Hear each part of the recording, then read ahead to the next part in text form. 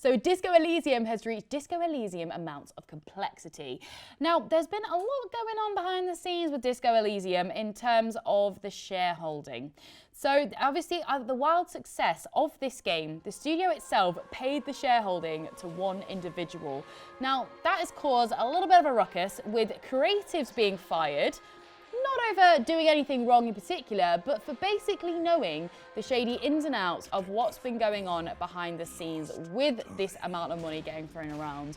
And it's not looking too good, which is a shame because it taints a game that has been so popular and a lot of people have loved, but it also means that there probably isn't going to be any remakes, sequels, or anything coming in very soon. Now, this game was released just a couple of years ago, back in 2019, so there's still room for it. There's still time for maybe to build on, but it is staying dormant for now, which is kind of a shame, really.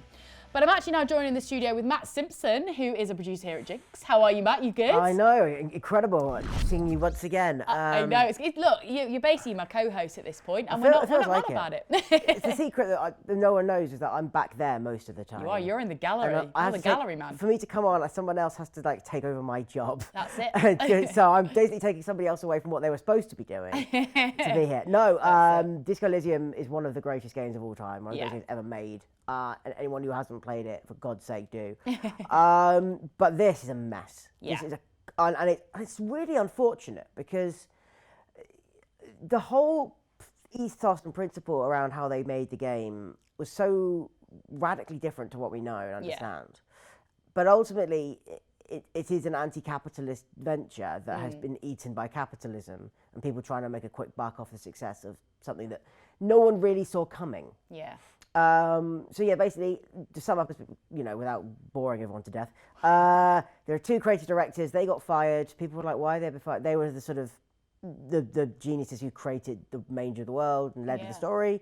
They were fired. No one knew why. And then there was a third guy who came along, and he was then asked to leave. And it turns out that he was trying to sell the company off to make a quick buck, but they couldn't because one of the IP holders was one of the guys they'd fired.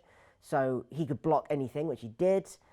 There's now a lawsuit and a counter lawsuit. Yeah.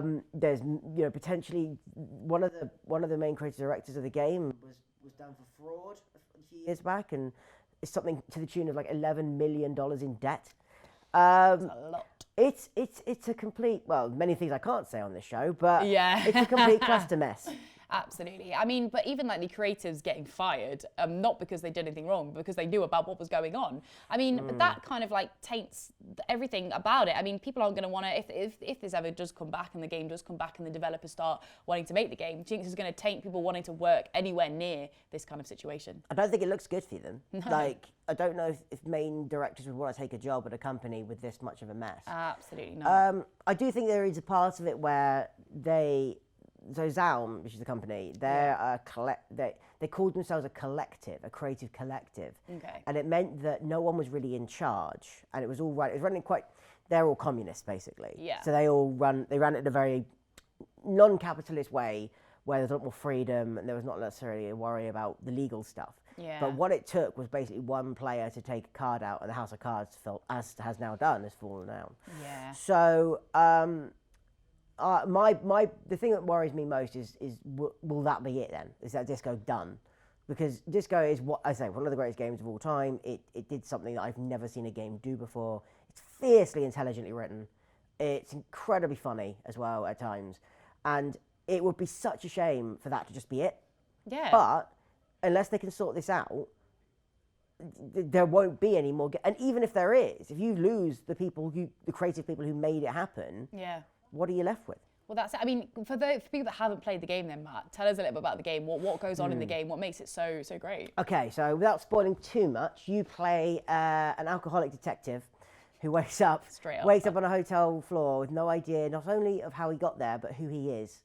And what makes it so different to any other type of game you'll ever play is the fact that you have stats and leveling systems, but rather than the traditional sort of fantasy role play of like strength, dexterity, magic, faith, etc. Yeah. All your stats are different aspects of your personality.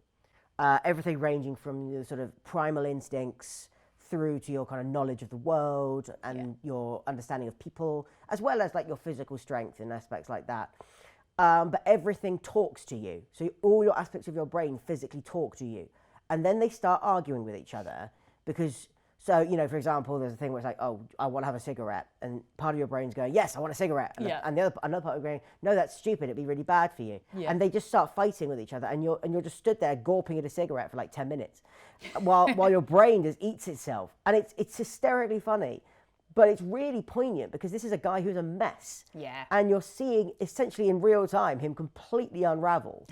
and as the story progresses, you sort of learn how you ended up in the situation. And you've got you're a police cop guy. So your partner guy is called Kim Kitsuragi, and he can't be bothered with you, but he knows he has to be there. So he's just like, oh God, I'm so sorry, everyone. This is him.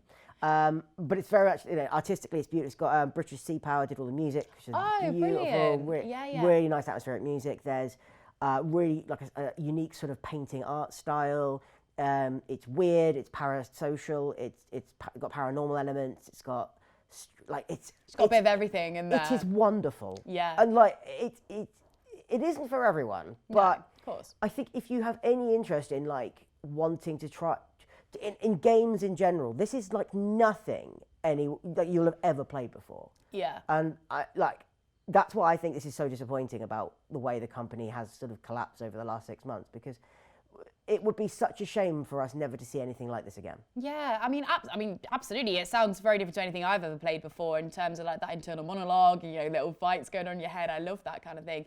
Did the game end? Obviously, you can't give any spoilers, but did the game end where you thought there might be another game, or did it? Not really. But what was interesting was it wasn't like there was a sequel, an obvious thing. Like the story wraps itself up in a nice little bow. Yeah. But it was clear that they built this kind of universe where it was like, right, you can now have different characters in this universe, or we can see someone else doing something, or we could go to a different part of the world and go, oh, what's this about?